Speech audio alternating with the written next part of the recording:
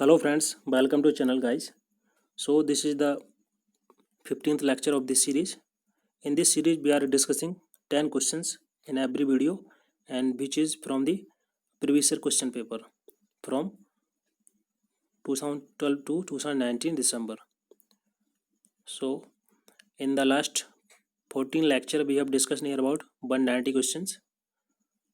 So if anyone watching this video first time, kindly go and visit the playlist and watch all the video and discuss all the questions and solve the questions. And now in this video we will discuss some another 10 questions which is very important. So let us start from question number 1. The first question is, this question asked in the July 2018 question paper of social work, and the question is, according to 2011 census of India, the total SC and ST population is। आपको बताना है कि भारत की 2011 की जो जनगणना के आधार पर देश में कुल कितनी अनुसूचित जाति और अनुसूचित जनजाति की संख्या है। 4 ऑप्शन आपको दिए गए हैं, आपको बताना है। आई होप इसका आंसर आपको पता होगा और आपने सोच लिया होगा। तो मैं इसका आंसर आपको बताता हूँ। That is first option, that is 16.6% and 8.6% respectively.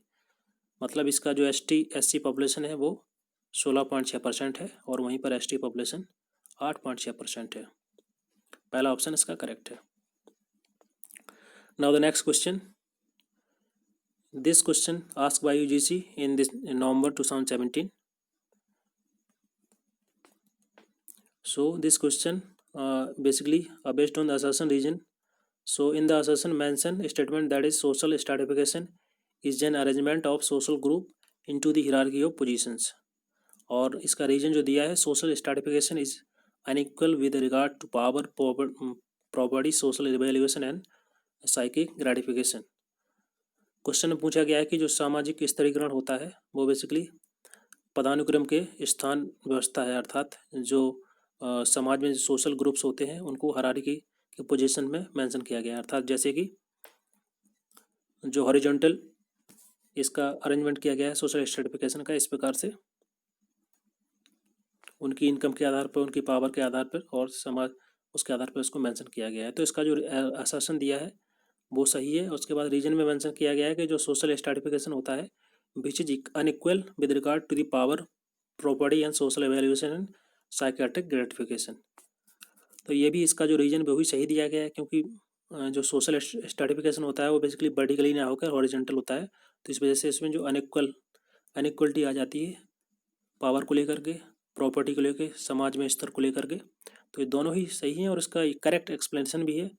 तो आप कह सकते हैं इसका जो थर्ड ऑप्शन होगा दैट इज करेक्ट, कि दोनों A and B are correct and right are is the correct explanation of A। Now the next question, this question asked by UGC in July 2018 question paper. So question is, Schedule 5th and Schedule 6th of Indian Constitution are related to. The first option is decide state boundary between the states and decide the power and responsibility of Panchayati Raj. And option C दिया है protection of right to tribes. And option 4 दिया है protection of minority in the country. देश में अल्पसंख्यकों का संरक्षण करना। यहाँ पर हिंदी मेंशन है, आप पढ़ सकते हैं। तो आपको बताना है कि भारतीय संविधान में जो भी अनुसूचियां हैं 5वीं और 6ठी वो किससे संबंधित है। आई होप इसका आंसर आपको पता होगा और इसके बारे में हम लोगों ने जो कॉन्स्टिट्यूशन वाला पार्ट था उसमें हमने डिस्कस किया था और जिसमें शेड्यूल के बारे में हमने बताया था। तो इसकी एक शॉर्ट ट्रिक बताई थी कि टीयर्स ऑफ ओल्ड PM, जिसमें इसकी जो 5th और 6th शेड्यूल थी वो बेसिकली डील करती थी आपकी protection of right of tribals. जो भी आदिवासी होते हैं उनके अधिकारों को संरक्षण करने के लिए जो शेड्यूल 5th है, शेड्यूल 6th है, उसमें मेंशन किया गया है। So right answer is third. Now the next question is question number 4. This question asked by UGC in November 2017 question paper. सो इसमें आपको क्रोनोलॉजिकल ऑर्डर में लगाना है, अर्थात कालानुक्रम तरीके से उसको लगाना है कि कौन सा डेट में कौन पहले हुआ। जैसे कि वीमेंस डिमेंशन है, यूथ डे है, इंटरनेशनल लिटरेसी डे है और एड्स डे। तो आपको उसको क्रोनोलॉजिकल ऑर्डर में लगाना है। आपको पता होना चाहिए कि कौन सा डे कब ऑब्जर्व किया जाता है, कब सेलिब्रेट किया जाता है। तो आई होप इसका आपको पता होगा आंसर। तो मैं सबसे पहले इसकी डेट के बारे में बता देता हूँ कि जो वीमेंस डे जो ऑब्जर्व किया जाता है that is on the 8 March. And the youth day ये तो सबको पता ही होगा 12 जनवरी। और ये जो इंटरनेशनल लिटरेसी डे है that is observe on the 8 सितंबर। एंड द एड्स डे ये भी पता होगा आपको दैट इज 1 दिसंबर। तो आपको मैंने अभी बता दिया सबके बारे में। अब आपको हम एक ट्रिक बताते हैं इसको सॉल्व करने की। अगर आपको चारों के बारे में नहीं पता है, अगर आपको किसी एक के बारे में पता है तब भी आप लगा सकते हैं। क्यों? क्योंकि आप यहाँ पर देख रहे हैं कि चारों ऑप्शन का जो फर्स्ट जो डिमेंशन है वो सब में अलग अलग है। अगर आपको चारों में से किसी एक का पता है आप कर सकते हैं। और जैसे कि मान लो इसमें जो यूथ डे है इसको 12 जनवरी को मनाया जाता है, ये आपको पता है। तो ये मंथ का स्टार्टिंग, ये जो ईयर का स्टार्टिंग मंथ होता है, तो अर्थात ये जो पहले ही आएगा। और आपको थोड़ा सा भी आइडिया है कि जनवरी महीने में से कोई नहीं होगा, तब इसको आप इजीली इसको एलिमिनेट कर सकते हैं और इसको आसानी से सॉल्व भी कर सकते हैं कि जो सेकंड ऑप्शन है वही करेक्ट होगा। क्योंकि जो यूथ डे है सबसे पहले यहीं पर है और जो कि 12 जनवरी को सेलिब्रेट किया जाता है। तो इसका सही आंसर होगा सेकंड। बट इसमें थोड़ा सा आपको ये ट्रिक है कि आपको थोड़ा सा आइडिया होनी चाहिए कि जितने भी डे हैं ये जनवरी में कोई जनवरी में तो नहीं ऑब्जर्व किया जाता है, तभी आपको इसको सही से सॉल्व कर सकते हैं। So next question number 5। This question ask by UGC in the July 2018। So in this question ask the current Indian population को लेकर के कुछ सैलेंट फीचर इसमें मेंशन है और आपको बताना है इनमें से कौन सा सैलेंट फीचर नहीं है। 4-5 ऑप्शन दिए हैं। पहला ऑप्शन है कि इसमें दिया है कि large size and fast growth. तो आई थिंक ये आपको पता होगा कि ये करेक्ट ऑप्शन है, क्योंकि इस प्रकार से हमारे देश की जो पॉपुलेशन बढ़ रही है और उसकी ग्रोथ भी काफ़ी है, तो ये सही है ऑप्शन। और सेकंड ऑप्शन दिया है कि second stage of demographic transition, ये भी सही है, क्योंकि जो फर्स्ट स्टेज है वो तो चली गई है, सेकंड स्टेज में इस समय हम लोग हैं। क्योंकि जो यूथ एज है जो 0 से लेकर 14 साल होती है उस ये ज़्यादा है, और जो ओल्ड एज है कम है। तो सेकंड ट्रांजिशन में हम लोग हैं। बर्थ रेट ज़्यादा है और डेथ रेट कम है। और थर्ड ऑप्शन दिया है कि रैपिडली राइजिंग डेंसिटी, अर्थात जो डेंसिटी है वो भी बढ़ रही है। क्योंकि जो डेंसिटी होती है बेसिकली इसका मतलब होता है कि average number of the people living पर स्क्वायर किलोमीटर, तो वो तो बढ़ेगी अगर पॉपुलेशन बढ़ रही है, तो ये भी सही है। तो आपके 3 ऑप्शन सही हैं। फोर्थ ऑप्शन दिया है कि sex ratio composition favourable to female. तो आई थिंक ये वाला ऑप्शन गलत है, क्योंकि ये फीमेल के लिए फेवरेबल नहीं है, मेल के लिए फेवरेबल है, क्योंकि मेल की जो पॉपुलेशन वो ज़्यादा है। तो ये ऑप्शन जो डी गलत हो जाएगा। और ऑप्शन ई में दिया है बॉटम वीक एज स्ट्रक्चर। इसका मतलब क्या होता है? इसका मतलब होता है कि जो ओल्ड एज है वो डोमिनेट कर रही है, बॉटम वीक एज बोला जा रहा है। बट ऐसा नहीं है। इस समय पर जो यूथ एज है जो 0 से लेके 14 साल, इसकी जो बर्थ रेट है ज़्यादा है, और जो यूथ पॉपुलेशन है देश में उसकी संख्या ज़्यादा है। तो यहाँ पर ये बॉटम वीक एज ना होकर यहाँ पर होना चाहिए बॉटम हैवी एज स्ट्रक्चर। तो ये भी गलत हो जाएगा। तो ये 2 गलत हो गए और आपको यही बताना है कि गलत कौन सा है। तो आप यहाँ से लगा सकते हैं डी और E, option number 4। Now the next question number 6। This question ask by UGC in November 2017। इसमें आपको पेयर करना है। बेसिकली 2 दिए हैं यहाँ पर, एक थिंकर दिए हैं और एक साथ में कंसेप्ट है। उन्होंने कौन सा कॉन्सेप्ट दिया, कौन सी थ्योरी दी। 4 ऑप्शन दिए हैं यहाँ पर। आप देख सकते हैं बहुत ही कुछ टफ नाम दिए गए हैं। आपको इसको लगाना थोड़ा सा, इस क्वेश्चन को अटेम्प्ट करना मुश्किल है। बट अगर आपको इनमें से किसी एक के बारे में पता है तब भी आप आंसर लगा सकते हैं। बिकॉज यहाँ पर आप देख सकते हैं जो पहला ऑप्शन इसमें, यहाँ पर फर्स्ट सेकंड फोर्थ ऑप्शन में जो फर्स्ट है केवल एक में एक ही ऑप्शन आगे है और कोई सेम नहीं है। तो अगर आपको इनमें से एक पता है तब भी आप लगा सकते हैं। तो सबसे पहले अगर आपको पता है कार्ल मार्क्स के बारे में, आई थिंक ये सबको पता होता है इनके बारे में कि इन्होंने जो थ्योरी दी थी इकोनॉमिक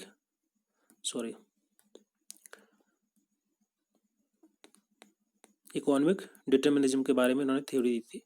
जो पुअर होते हैं और जो अमीर होते हैं उनके बीच में लेकर के उनकी थ्योरी थी कार्ल मार्क्स की। इसके बारे में सबको जानकारी है। तो अगर आपको केवल इनके बारे में पता है तब भी इसको आप सही कर सकते हैं। जैसे सी को पेयर करेगा फोर्थ किस में आप देख सकते हैं यहाँ पर थर्ड में है, दैट इज थर्ड ऑप्शन। तो यहाँ से आप इजीली कर सकते हैं इसको, जो थर्ड ऑप्शन सही हो जाएगा। अगर आप ऑप्शन एलिमिनेट करना सीख जाएंगे तब भी काफ़ी क्वेश्चन आप सही कर सकते हैं। Now the next question number 7। This question ask in July 2018 question paper and the question is इसमें आपको कुछ इम्पोर्टेंट इवेंट दिए गए हैं, डेट दिए गए हैं, और उनके साथ उनकी जो डेट है, ऑब्जर्वेशन डेट है, वो भी दी गई है, और आपको बताना है कौन सा करेक्ट मैच कर रहा है या जो सही है। तो यहाँ पर आप देख सकते हैं जो फर्स्ट ऑप्शन दिया है इसमें anti leprosy day, second is world water day, third दिया world health day and world earth day. और साथ ही उनकी जो डेट है ऑब्जर्वेशन की वो भी दी है, आपको बताना है कौन सा सही है। तो यहाँ पर एंटी लेप्रोसी डे है, वो बेसिकली कब इसका ऑब्जर्व किया जाता है, दैट इज ऑन 24 फरवरी नहीं है, ये बेसिकली 27 जनवरी है। तो इसका जो फर्स्ट है वो गलत हो जाएगा। और जो वर्ल्ड वाटर डे है जो 22 से इसमें 22 मार्च दिया है, सो ये सही है। और इसमें वर्ल्ड वर्ल्ड हेल्थ डे है जो 7 मार्च मेंशन है, ये बेसिकली 7 अप्रैल है। तो इसमें आपका थर्ड ऑप्शन भी गलत हो गया, फर्स्ट गलत हो गया, और थर्ड जो फोर्थ है world earth day that is correct 22 अप्रैल। सो इसमें ए और सी गलत हैं, आप ऑप्शन देख के आप लगा सकते हैं, जो थर्ड ऑप्शन है इसमें सही आ जाएगा। Now the next question, question number 8। This question ask in November 2017 question paper, and the question is, ये आपको करेक्टली मैच करना है। 4 ऑप्शन दिए हैं। First is fair distribution of resources, संसाधनों का सही उचित वितरण, उसको क्या बोलते हैं, इक्विटी। इक्विटी का मतलब होता है आपका कि न्याय संगत तरीके से आप उसको डिस्ट्रीब्यूशन करना। ऑप्शन भी दिया है कि इक्वल राइट टू ऑल, सभी के लिए बराबर समान अधिकार, इसको समानता बोलते हैं, क्या ये सही है। फोस्टरिंग ऑफ सोशल ट्रस्ट, कोहेंशन बोलते हैं इसको, सामंजस्य बनाना, सामाजिक न्याय को बढ़ावा देना। ऑप्शन सी दिया लास्ट दिया है, अवेलेबिलिटी ऑफ सर्विस इन, सेवाओं की उपलब्धता किसके कैसे, एक्सेसिबिलिटी डिस्क्रिमिनेटरी मैनर, के मतलब भेदभावपूर्ण तरीके से। तो आपको बताने में से कौन सा करेक्ट नहीं है, इसको आपको ध्यान रखना है हर क्वेश्चन में, क्योंकि कुछ क्वेश्चन ऐसे होते हैं जहाँ पर स्टूडेंट यहाँ पर मैं देखते नहीं है, जो जहाँ पर नोट लिखा होता है और आप गलत कर देते हैं क्वेश्चन। तो इसका आपको काफ़ी ध्यान रखना है, जहाँ पर नोट लिखा है उसको आप अंडरलाइन करके रखिए, जब भी आप क्वेश्चन सॉल्व करेंगे तो ईजिली गलत नहीं होगा। तो इसका जो फोर्थ ऑप्शन है वो गलत है, क्योंकि जो सर्विसेज की अवेलेबिलिटी होनी चाहिए that should not be discriminatory, ये सबको सबके बराबर होनी चाहिए। Now the next question, question number 9। This question ask in December 2000 question paper 2012। So the structure of social action was propounded bye, आपको बताना है कि इस सामाजिक क्रिया की जो संरचना होती है किसके द्वारा प्रतिपादित की गई। 4 ऑप्शन दिए हैं, मैक्स वीबर और रॉबर्ट मिल्टन, टैलकोट पियर्सन और रैडक्लिफ ब्राउन के द्वारा। सो आई होप इसका आंसर आपको पता होगा। ये फैक्चुअल क्वेश्चन है, इसमें एक्सप्लेन करने की ज़्यादा ज़रूरत है नहीं, तो इसका मैं डायरेक्ट आंसर बताता हूँ आपको, that is C, Talcott Parsons. Now the question number 10, that is the last question of this video, and this question ask in July 2018 question paper, and the question is, इसमें आपको कुछ social movement mention किए गए हैं, आपको उसको sequence में लगाना है किस ईयर में आए हुए हैं उसके आधार पर। तो पहला दिया है निर्भया मूवमेंट, सेकंड दिया है चिपको मूवमेंट, सी दिया है नर्मदा बचाओ आंदोलन, और ऑप्शन डी है जन लोकपाल। आपको अगर पता है इसकी डेट के बारे में तो आप इसको ऑर्डर में लगा सकते हैं। तो अगर इनमें से किसी एक के बारे में पता है तब भी आप एक कुछ ऑप्शन तो एलिमिनेट कर ही पाएंगे। तो देखते हैं इसका क्या है आंसर। जैसे कि इसमें जो चिपको मूवमेंट है ये बेसिकली 1730 में चला गया था, और उसके बाद जो नर्मदा बचाओ मूवमेंट है ये 1979 में चला गया, और नर्मदा और उसके बाद ये आपका जन लोकपाल है ये 2011 में इसको चलाया गया था, और इसके बाद जो लास्ट है निर्भया मूवमेंट ये 2012 में। तो लास्ट में जो आएगा निर्भया केस वाला ये है, जो इसमें आप देख सकते हैं इसमें 2 ऑप्शन है, तो ये 2 आपके एलिमिनेट हो गए। अब बचे 2 ऑप्शन, इसमें देखना है आपको। और उसके पहले जो मैंने बताया था जन लोकपाल, इसके बारे में भी आपने पढ़ा ही होगा, ये 2011 में आया। तो आप देख सकते हैं जो लास्ट सेकंड लास्ट होगा दैट इज़ डी, जो सेकंड ऑप्शन इसका करेक्ट हो जाएगा। अगर आप देख पाएंगे तो देख लीजिए यहाँ से, सेकंड ऑप्शन करेक्ट हो जाएगा। एक बार आप रिपीट कर देते हैं कि जो निर्भया केस 2011, और इसके बाद जन लोकपाल 2012, जन लोकपाल 2011, और नर्मदा बचाओ आंदोलन ये आपका हुआ था 1979 में, और ये सबसे लास्ट में 1730 में। तो ये थे कुछ ऑप्शन, और आई थिंक आपको समझ में आ गया होगा, और इसके बारे में लिख भी सकते हैं, जो डेट है मैंने आपको बता दिया है। सो इस वीडियो में इतना ही। Thank you very much for discussion. और आपको अच्छा लगे वीडियो तो आप लाइक कीजिए, सब्सक्राइब कीजिए और शेयर कीजिए। Thank you very much for discussion.